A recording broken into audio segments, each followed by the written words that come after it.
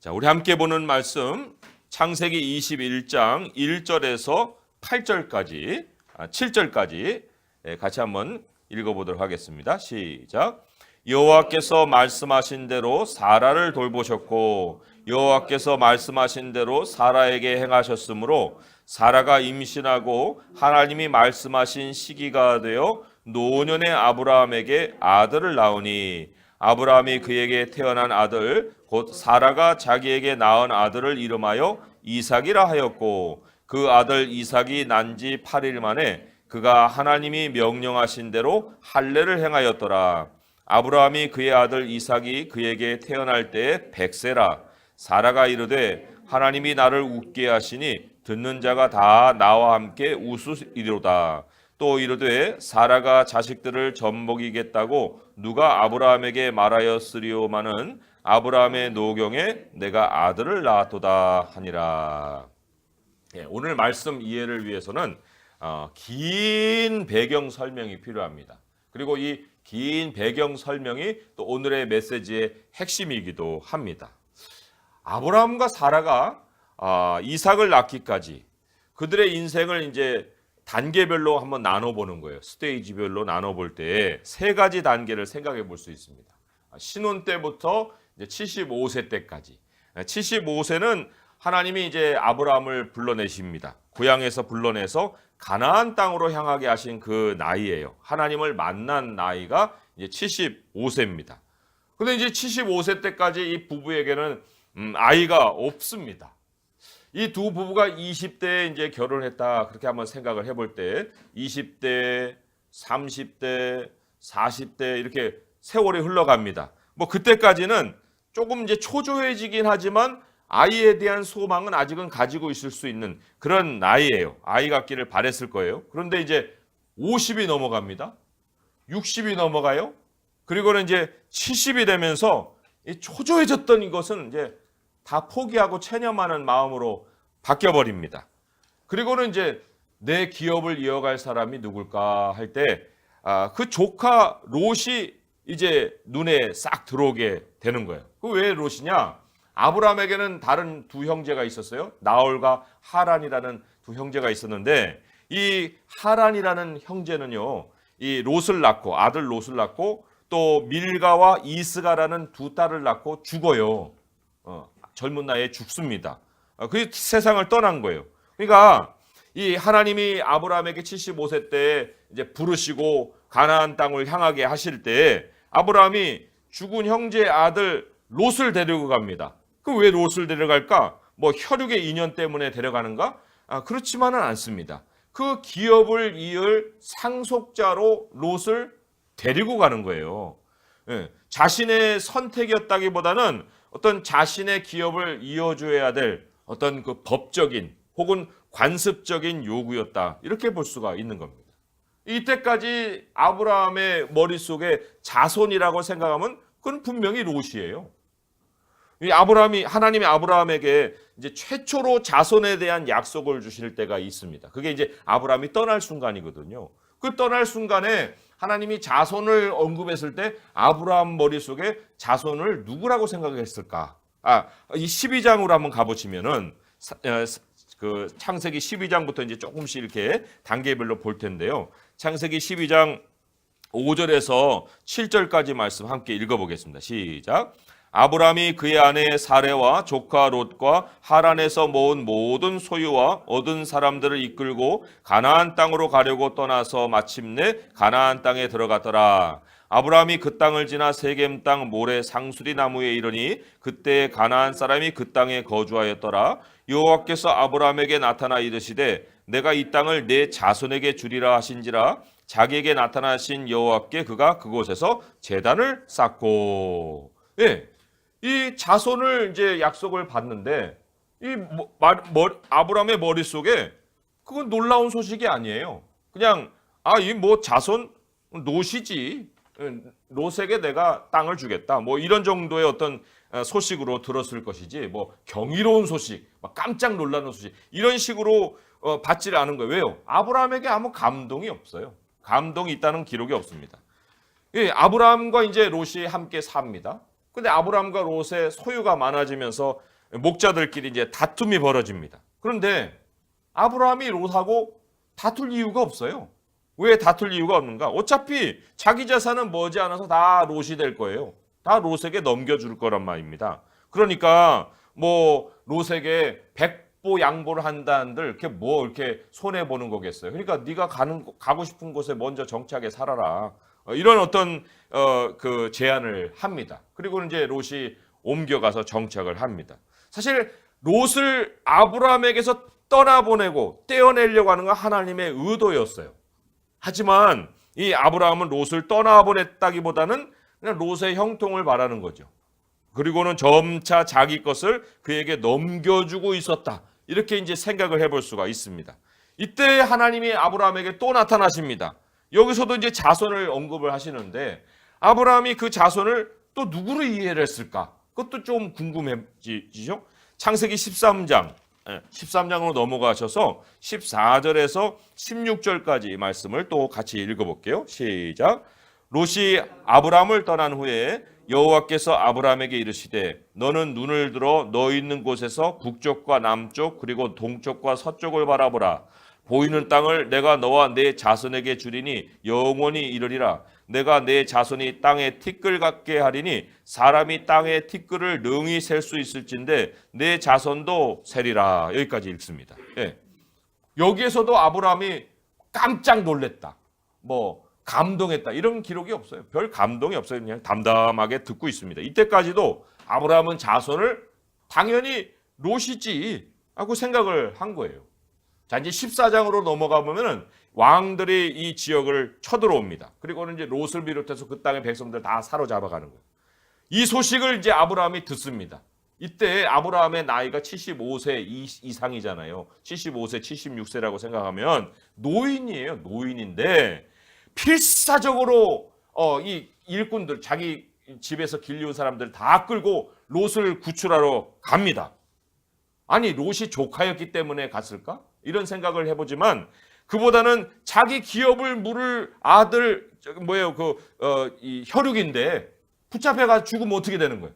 자기 이름도 못 내고. 그러니까 이 롯을 자기의 기업을 물을 사람으로 생각하고 아주 필사적으로 75세 노인이 움직일 정도고 전쟁에서 칼을 휘두를 정도면 그만한 명분이 필요한 것인데 롯은 목숨을 내걸 만한 충분한 명분이 있는 사람이었다는 거예요. 자, 그런데 이제 롯을 건져내고 난 다음에 하나님이 세 번째, 두 번째도 아니고 이제 세 번째 아브라함에게 나타나셔서 자손을 언급하십니다. 하나님이 이제 3이라는 숫자, 이 3이라는 숫자는 굉장히 의미가 있어요. 매우 의미 있게 3을 사용하시는 분이거든요. 3이라는 것은 거룩함을 나타내기도 하고 또 완성을 나타내기도 하는 어떤 완전수입니다. 이때부터 이제 하나님께서 아브라함에게 매우 굉장히 구체적인 인생의 계획을 가르쳐 주시는 거예요. 그것이 이제 15장 1절에 이렇게 나와 있는데요. 15장 1절만 보면은 이렇게 서두에 시작을 합니다. 이후에 여호와의 말씀이 환상 중에 아브라함에게 임하여 이르시되, 여기에 여호와의 말씀이 임하였다. 이렇게 기록합니다. 환상 중에 여호와가 나타난 게 아니고 여호와의 말씀이. 그동안까지는 여호와께서 아브라함에게 이르시되 계속 이렇게 나와 있었어요. 그런데 이 여호와의 말씀이 환상 중에 아브라함에게 임했다. 이렇게 나옵니다. 사람이 하나님을 만나는 거하고요, 하나님의 말씀을 만나는 거하고는 다른 차원으로 이동해 가는 거예요. 하나님을 안다 하지만 하나님의 말씀을 모르고 지내는 경우가 굉장히 많거든요. 그런데 여기 지금 아브라함에게는 하나님이 말씀을 지금 환상 중에 나타내 보여주고 계시는 거예요. 사람 관계도 서로가 이제 뭐 인지하는 관계도 있지만 속사정을 하나씩 꺼내놓는 단계도 있지 않습니까? 그러니까 하나님도 마찬가지로 지금 여호와의 말씀으로 아브라함을 지금 찾아오고 계세요.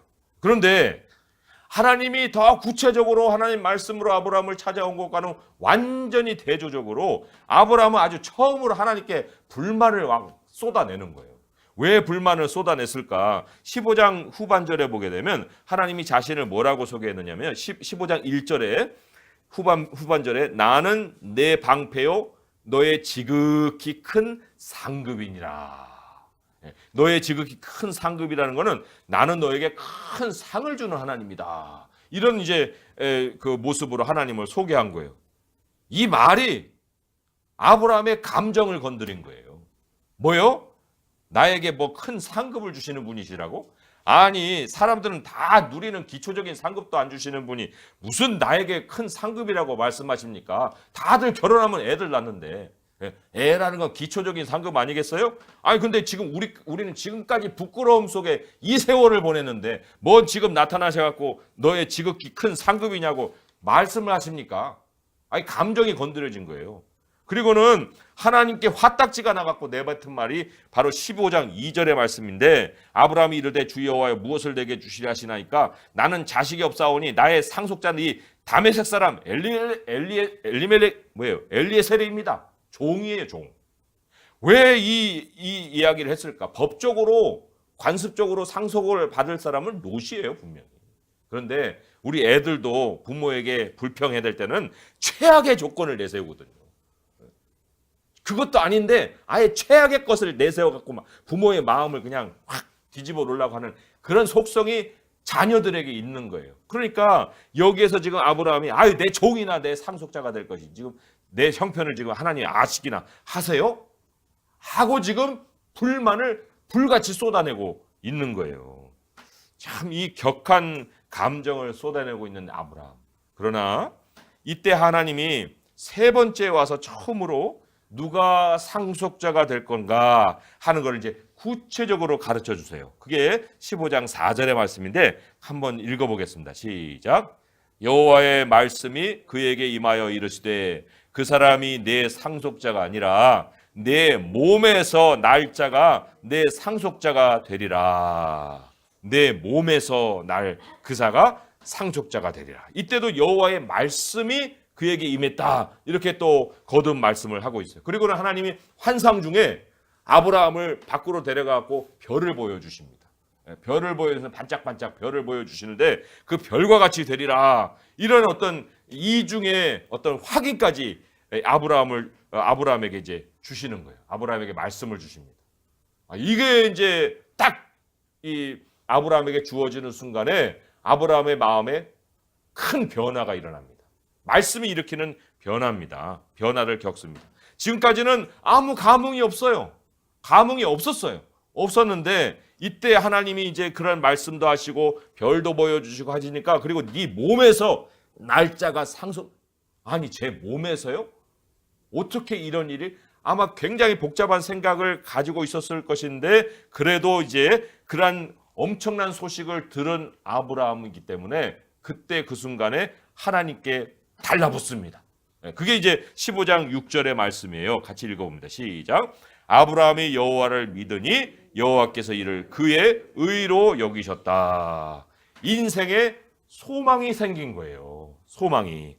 이게 이제 두 번째 스테이지로 옮겨가는 아브라함 인생의 두 번째 스테이지로 옮겨가는 계기가 된 거예요. 그러니까 하나님만 아니라 하나님의 말씀을 믿는 아브라함의 모습으로 변화되고 옮겨가는 겁니다. 자, 이제 약속을 받았어요. 그리고는 금방 이제 이루어질 것으로 생각을 했을 것입니다. 그런데 10년이 지나도록 애가 안 나는 거예요. 아무 소식이 없는 거예요. 그럼 이번에는 이제 누가 초조해졌느냐? 이번에 초조해진 사람은 바로 사라입니다. 아브라함이 초조해진 것이 아니라 사라가 초조해. 왜 사라가 그랬을까? 사라에게는요. 여호와의 말씀이 아브라함을 통해서 2차적으로 들린 거예요. 2차적으로 전해 들은 거예요. 처음에는 남편의 말을 믿지도 않아요. 무슨 엉뚱한 어디서 무슨 이상한 꿈을 꿔가지고 그런 얘기를 나한테 하지도 마시오.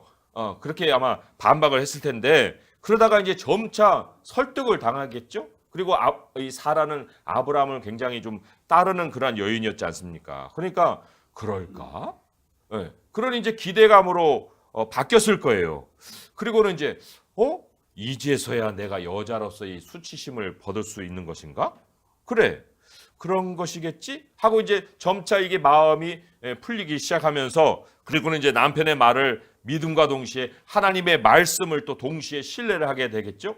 그리고는 이제 그 아이를 가지기를 기다렸을 거예요. 근데 아무 소식이 없는 거예요. 10년이나 하나님의 말씀이라는 건 온데간데 없는 거예요. 아니 어떻게 된 거야? 그리고는 그 마음속에 무슨 마음만 남았느냐? 내 수치심을 벗고 싶은 욕망만 남은 거예요.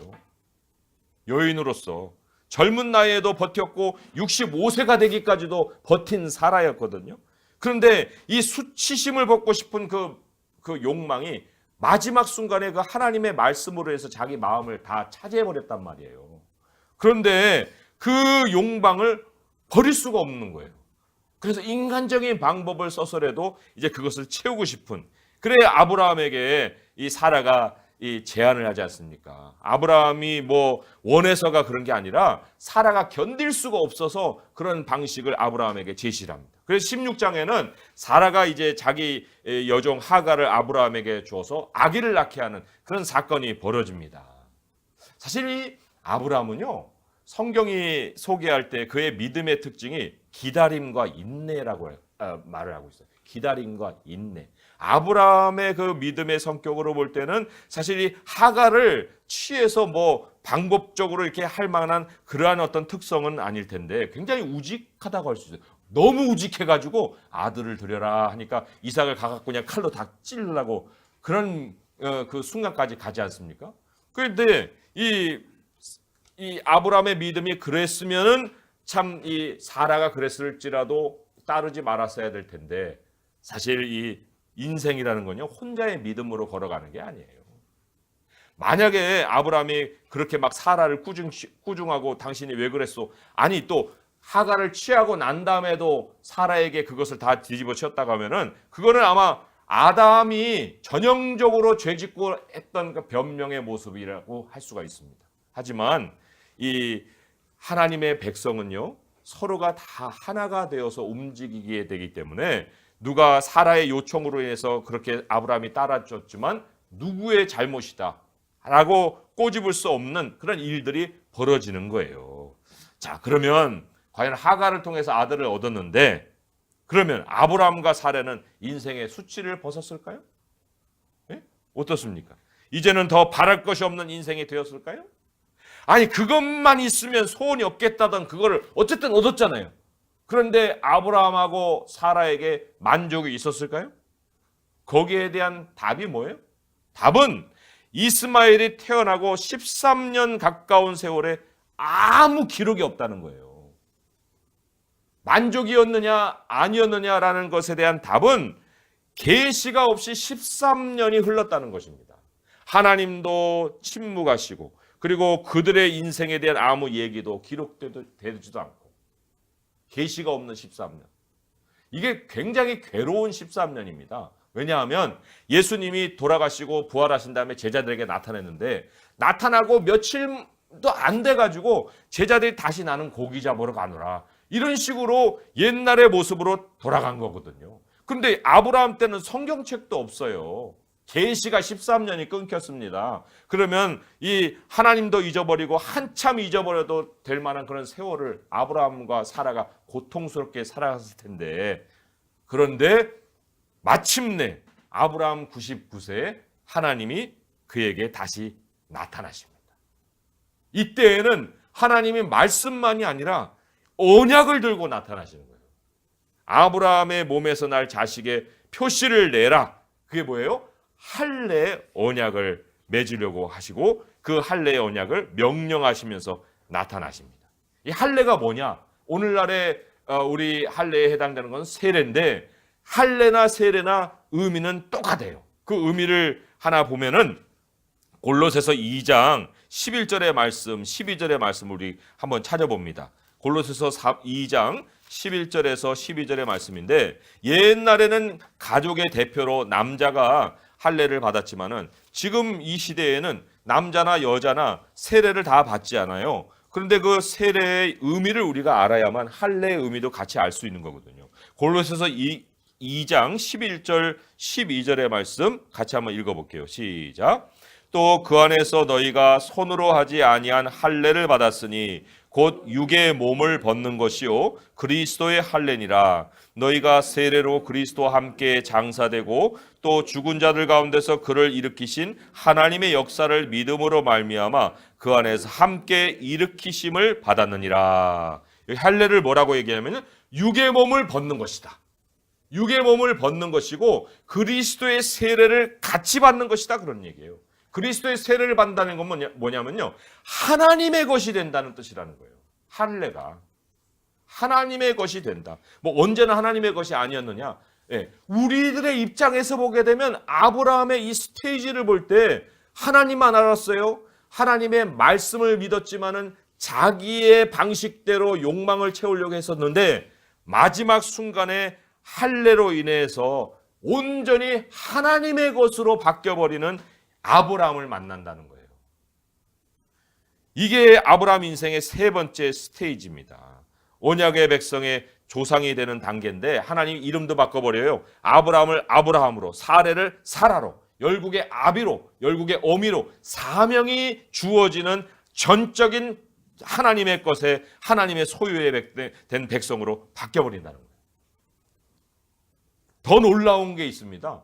더 놀라운 것은 99세 때 하나님이 나타나실 때 그 오랜 세월이잖아요. 몇 말씀 없으셨던 하나님이잖아요. 그런데 사라에게 아들이 있을 것이라 하는 것을 1년 전에 아브라함 99세 때 나타나서 말씀하실 때는 3번이나 반복을 하십니다.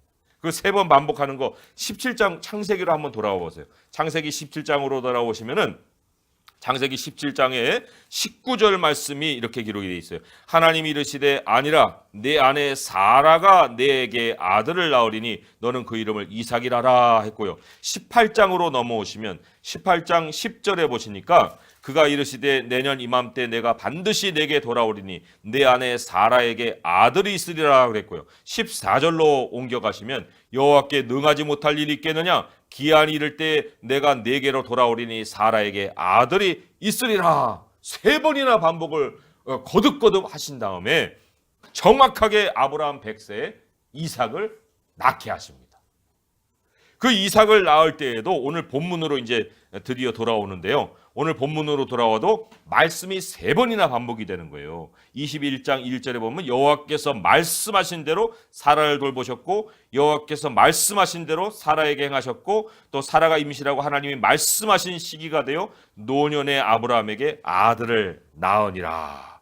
이 마지막에 가서 하나님이 말씀에 대한 방점을 3번이나 빵빵빵 찍잖아요.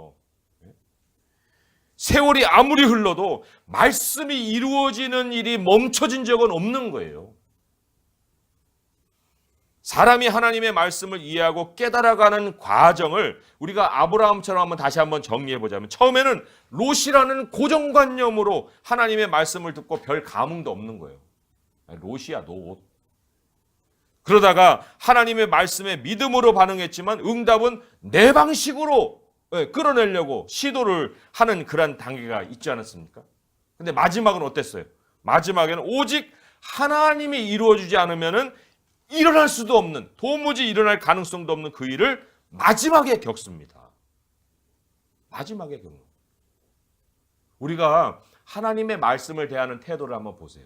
하나님 말씀을 대하는 건요, 커피 마시듯이 마시는 게 아니에요. 뭐 조금 음미하고 말고. 그렇다고 또 뭐 수영장에 가갖고 내가 실컷 수영하고 그리고는 쑥 나와갖고 타올로 닦아내는 게 말씀 보는 게 아니에요. 뭐 말씀을 충만하게 받다 하지만 그건 내가 들어갔다 내가 나오는 것이지. 그렇잖아요? 말씀이라는 건요, 거대한 강물에 몸을 집어 던지는 거예요. 그리고는 그 강물의 흐름에 내 인생을 맡기고 끝까지 흘러가는 대로 가보는 거예요. 그게 하나님의 말씀을 믿는 사람의 모습이지요. 하나님께는 처음부터 너의 자손이라고 얘기할 때 그게 처음부터 이삭이었어요. 그리고는 반드시 이삭을 낳게 하셨고 결국에 이삭을 하나님이 아브라함 품에 안겨주셨지 않습니까? 이러한 하나님의 말씀은 이삭만 아니라 인간 전 역사를 지배하고 계십니다. 지금 그걸 끌어가고 계시는 거예요. 나의 인생을 포함해서 모든 인류의 일들이 다 그런 흐름으로 가고 있는데 그런데 나는 지금 어떤 단계인가 하는 걸 돌아봐야 됩니다. 나는 아브라함이 75세 때까지 가졌던 고정관념의 스테이지냐? 아니면 99세 이전까지 내 방식으로 믿는 스테이지냐? 아니면 100세 이후에 전능하신 하나님의 말씀을 체험하는 스테이지냐? 어느 단계에 있습니까? 우리 자신이. 중요하게 한 구절 찾아보고 우리가 말씀을 맺을 것이 있는데요. 하박국서 2장 3절의 말씀이에요. 하박국서 2장 3절의 말씀. 하박국은 저 뒤에서 찾아야 되는데 제가 페이지를 알려드릴게요. 1304쪽에 있어요. 1303쪽이나 4쪽에 1303쪽 정도에 보세요. 하박국 2장 3절의 말씀입니다. 하박국 2장 3절의 말씀 다 찾으셨죠? 함께 읽어봅니다. 시작. 이 묵시는 정한 때가 있나니 그 종말이 속히 이르겠고 결코 거짓되지 아니하리라. 비록 더딜지라도 기다리라. 지체되지 않고 반드시 응하리라. 다시 한번 읽어봅니다. 시작. 이 묵시는 정한 때가 있나니 그 종말이 속히 이르겠고 결코 거짓되지 아니하리라. 비록 더딜지라도 기다리라. 지체되지 않고 반드시 응하리라. 하나님은 속히 이루겠다 말씀을 하십니다. 속히 이루겠다. 결코 더디지 않겠다. 더딜지라도 기다려라. 그럼 반드시 이루어진다. 그런데 우리가 말씀이 더디다고 자꾸 생각이 되는 그 순간에는 무슨 일이 벌어지는 것이냐? 오히려 나의 생각에 매여 있는 시기라는 거예요. 그게 내 생각에 매여 있는 세월을 보내고 있는 것이다. 하나님의 말씀은 속히 임하고 있는 것인데 하나님의 때가 이르면요, 사실은 감당할 수 없을 만큼의 속도로 일이 밀려와서 일어나게 돼 있습니다. 마지막 1년 사이에 엄청난 일들이 굉장하게 벌어졌지 않습니까? 그래서 하나님 말씀에 우리가 절대적인 신뢰를 둔다고 할 때 그거는 인생의 매 순간을 말씀의 방향을 맞춰가는 거예요. 그리고 하나님이 이끌어 가시는 그 속도에 우리가 순종해 가는 것입니다. 전능하신 하나님의 일을 정말 매 말씀마다 겪으면서 마지막에 사라가 영원히 웃는 그 웃음을 받았듯이 우리 성도님들도 그 마지막에 우리의 노년에 더 웃고 더 즐겁고 또 하나님을 영광스럽게 하고 또 영원한 즐거움을 가지고 하나님을 만날 수 있는 성도님의 수 있기를 주님의 이름으로 축원드립니다. 기도하겠습니다. 하나님 아버지, 우리는 늙어가고 있습니다. 세월이 그렇게 흘러가고 있습니다. 그러나 하나님, 우리는 세월의 흐름에 몸을 맡긴 것이 아니라 바로 말씀의 흐름에 우리의 모든 인생을 걸고 가고 있습니다. 하나님, 우리가 그 마지막에 맞이할 것은 즐거움인 것을 또한 믿고 고백합니다. 하나님, 영원한 하늘나라를 생각하면 정말 웃지 않을 일이 하나도 없고 우리의 마음은 평안과 즐거움으로 가득합니다. 사라의 웃음을 주신 하나님, 우리의 마음에도 늘 즐거움으로 말씀으로 찾아오셔서 주실 하나님을 기대하고 주님의 말씀은 속히 임할 것이고 더디더라도 기다리면 지체되지 않고 이루실 하나님의 말씀을 우리는 믿사오니 아버지 말씀대로 우리의 삶을 이끌어 가 주시옵소서. 예수님의 이름으로 감사하며 기도합니다. 아멘.